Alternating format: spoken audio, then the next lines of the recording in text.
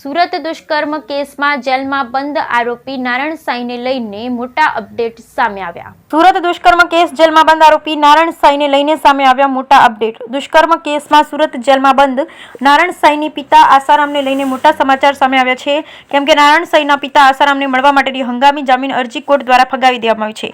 નાદુરસ્ત તબિયતનું કારણ દર્શાવી તેમજ ઉંમરલાયક પિતાને પોતે એકમાત્ર પુત્ર સંતાન હોવાની વાત આગળ ધરી હંગામી જામીન માંગતી અરજી ગુજરાત હાઈકોર્ટમાં કરવામાં આવી હતી, જેમાં પુરાવાના અભાવ અને અમુક ત્રુટિને કારણે આ અરજી રદ કરી દેવામાં આવી। હાઈકોર્ટ દ્વારા આજે આ અરજી ફગાવી દેવાઈ હતી, તેના લીધે અરજી પરત ખેંચી લેવામાં આવી હતી। તેમને જણાવી દઈએ કે આસારામના પુત્ર નારાયણ સાંઈ સામે સુરત એક મહિલા દ્વારા વર્ષ 2013માં જહાંગીરપુરા પોલીસ સ્ટેશનમાં દુષ્કર્મની ફરિયાદ દાખલ કરવામાં આવી હતી।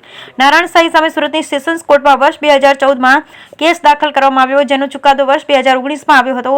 કોર્ટ દ્વારા નારાયણ સાંઈને આજીવન કારાવાસની સજા ફટકારવામાં આવી। તેણે હાઈકોર્ટમાં પડકારી અને કેસ પેન્ડિંગ રહેલ છે, એવામાં નારાયણ સાંઈ દ્વારા પોતાના પિતા આસારામની તબિયત ખરાબ હોવાથી અને તેમને જોધપુરની એમ્સ હોસ્પિટલમાં દાખલ કરેલ હોવાથી 20 દિવસની હંગામી જામીન હાઈકોર્ટ સમક્ષ રજૂ કરવામાં આવ્યા। કોર્ટ દ્વારા આ મામલામાં કહેવામાં આવ્યું કે આસારામને હવે સારવારમાંથી ડિસ્ચાર્જ કરી જેલમાં મોકલી દેવામાં આવે છે। કોર્ટના કડક વલણ બાદ નારાયણ સાંઈ દ્વારા જામીન અરજી પરત ખેંચી લેવામાં આવી હતી। Bureau report Sunil Ganjawala, Surat.